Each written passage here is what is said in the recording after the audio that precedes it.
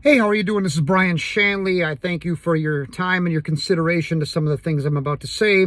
The subject I'm about to cover was provoked by messages coming into me, people inquiring if you were ever in a position in the state of Minnesota to write policy, legislation, how would you handle blah, blah, blah topic. On today, it has to do with what's called critical race theory. What is my stance on it being taught in public schools? So I'm going to take a few minutes to talk about it. Most of the position videos that I've put forth up to this point are around 7 minutes at the maximum. They're just wham, bam, thank you, ma'am, flyover treatments that introduce the issue and then offer my position on it. This one is going to be longer, A, because I have more to say on it. B, covering it requires more, because I do not wish to be misunderstood.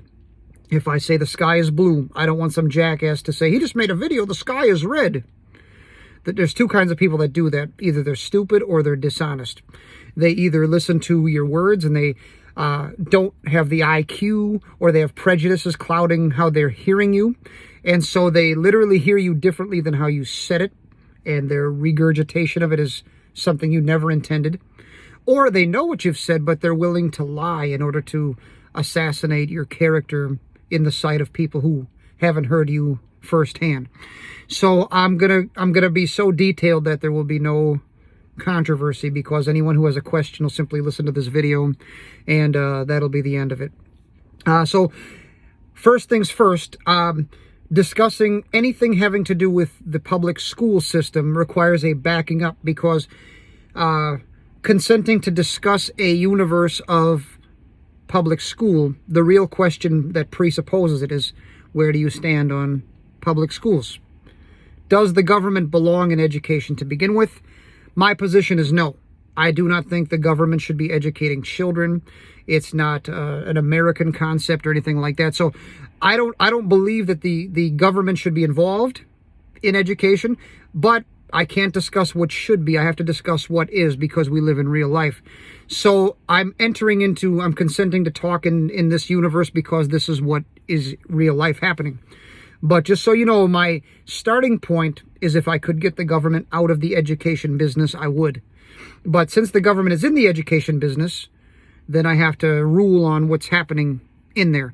So the concept of critical race theory, first of all, it's a piece of curriculum that was created probably in the 1950s, 1960s. They didn't call it that back then, by white Marxist liberals who wanted to, as Adolf Hitler once said, let me control the textbooks and I will control the state. That is to say, if I want to engineer the future of a nation, I have to get to the babies. And so in any country down through history, whenever you see the fight, the ideological fight to have something win out in a culture, it always manifests itself in a struggle about the children and what they should think and believe. So people who hold to a Marxist worldview, a Leninist worldview, a communist worldview, and they would like America to be overtaken in a one world globalist, socialist, dictatorial, tyrannical, technocratic system that literally tells America what to do, and it's just one country out of many countries. Critical race theory, what it does is it gives the young people the philosophical framework, kind of like a Mao Zedong style cultural revolution. How did Mao Zedong get all those kids to hate 6,000, 10,000 years of Chinese history, heritage, and culture, going back with, ninjas and dragons and crap, and embrace a 19th and 20th century Eastern European philosophy written by Karl Marx, an angry white dude? There has to be a propaganda campaign. And if you can get to the children, you can raise a generation that never knew anything else except for, I hate this place. Yeah, destroy it. Burn the sucker to the ground, and on its ashes, I'll build something new. So this was the idea behind the development of critical race theory. If for America to be absorbed into something greater than itself, it has to be made weaker. So how do you make people weaker? A, you got to make them become immoral. You've got to make them stupid, and you've got to make them view something taking them over as a great thing, as an advantage, where they're like, come on, please take us over, please, please. But also a divided country. balkanized, where you break it into this group, this group, this group, a tribalist type thing where they're fighting, because when they're fighting each other, they're not looking to see what this up here is doing, because they're looking at each other. And so it's easy for someone to come in and say, hey, we'll clean this up. So the idea behind critical race theory in and of itself is destructive, and it's evil, and it has an evil end goal. And it's willing to use our children as the frontline water carriers and foot soldiers to advance an agenda that's going to do them harm, but they won't know it until it's too late. In every communist revolution, the kids, they always organize on the street. They think that if they can just cause a change to the existing social, economic, and political conditions, that in the new order, they're going to have a better time. But the new order looks at these people as dangerous.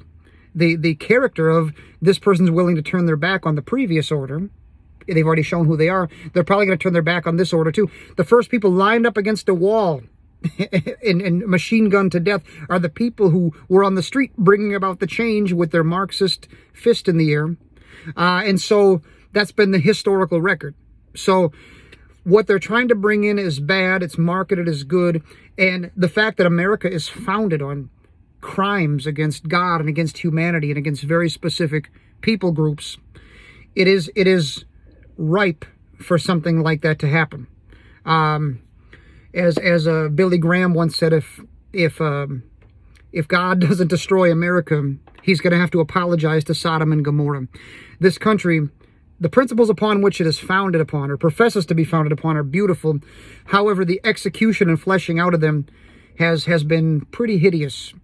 And hideous is one thing, but never acknowledging or apologizing or trying to make it right to the affected people is a whole other ball of wax. At some point, God will get tired of such a thing, you know. But in any event, the concept of critical race theory, using a government-run school, your local teacher, okay, they're a member of an organized labor, and organized labor, workers of the world unite, is the last line in the Communist Manifesto. So it's Eastern 20th century European thought already, just by the organized labor piece. But that teacher reports to a principal, that principal reports to a district superintendent, and it goes up a chain and up a chain, and eventually there's a Department of Education, which is a central federal headquarters.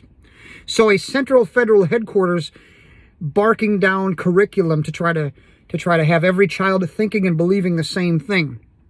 It's an attempt to standardize children and to produce a monolithic school of thought on the street. All right, that's why if you ever notice the official narrative, anyone who has an opinion different than it, what do they do to that person? It's never pretty, whether it's rhetorical, verbal, physical, whatever, economic, job, whatever. They will always try to assassinate the character or injure the person that thinks different than the narrative that's on the television, whether it's the corporate-owned mainstream media complex or secular human government. We got to have everyone fall in line, and using the school to do that to the generation of kids coming up it's criminal. It's disgusting. So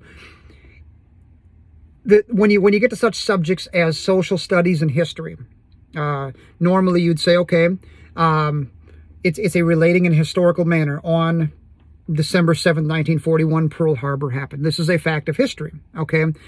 This guy crossed this river on this date. This was invented on this date.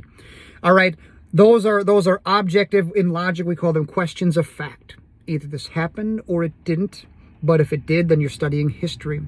Once you enter into the social studies concept, as in providing an interpretation of the historical event, as in from my own subjective opinion, or at least the opinion I'm being paid to tell the children, what makes this particular event significant? Why should it be celebrated? Why should it be mourned? Because then it becomes, through which set of glasses are we looking at this?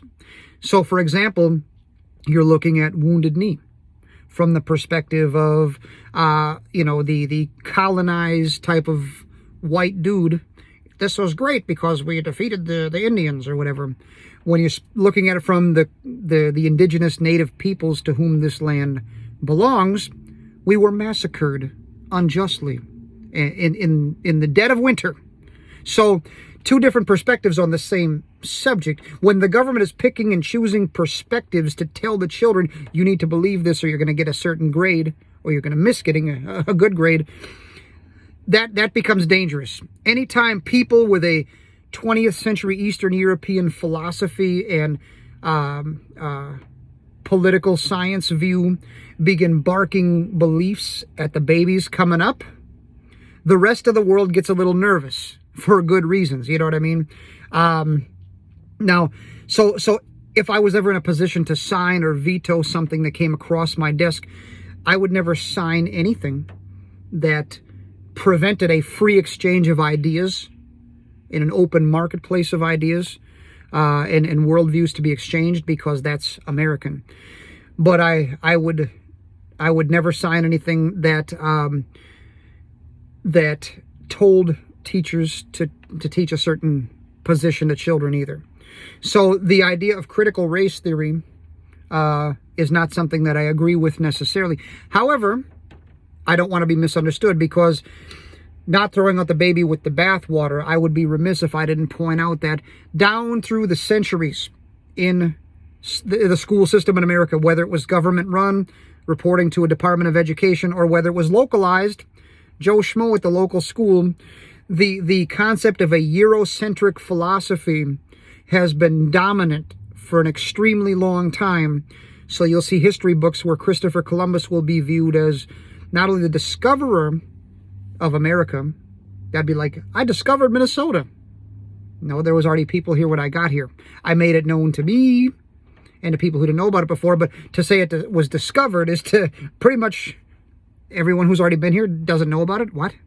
So, but you'll have things like Christopher Columbus was the first civilized man to set foot on this continent.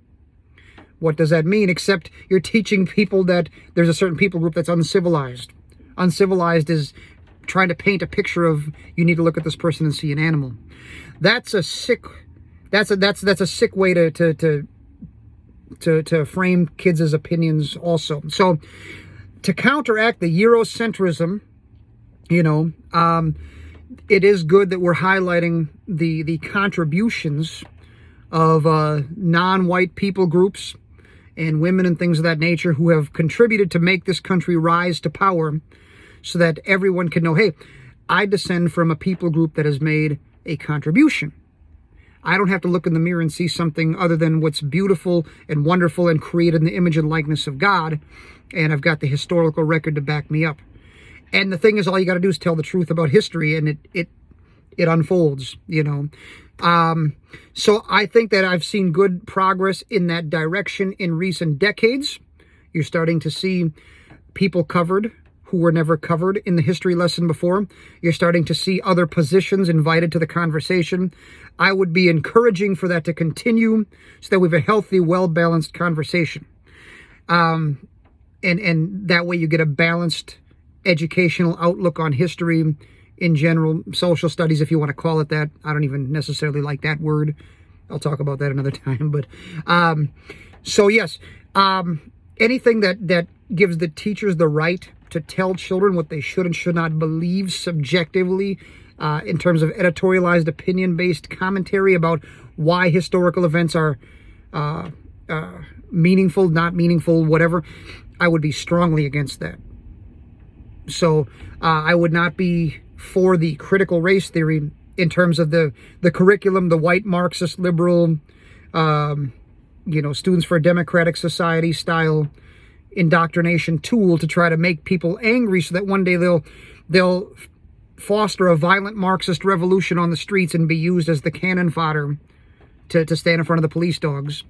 How do you train a bunch of people to stand in front of police dogs to advance your agenda?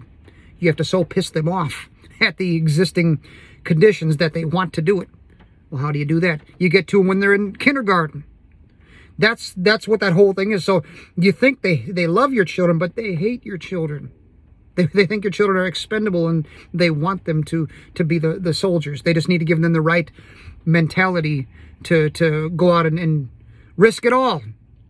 In the end, it's not going to do anything for them. It's going to hurt them. And if it succeeds, it's going to usher in a time of darkness in this country in which you'll see a change, a fundamental transformation, as Mao Zedong called it, and other politicians, in which you're going to wish to God that you had it like it is right now.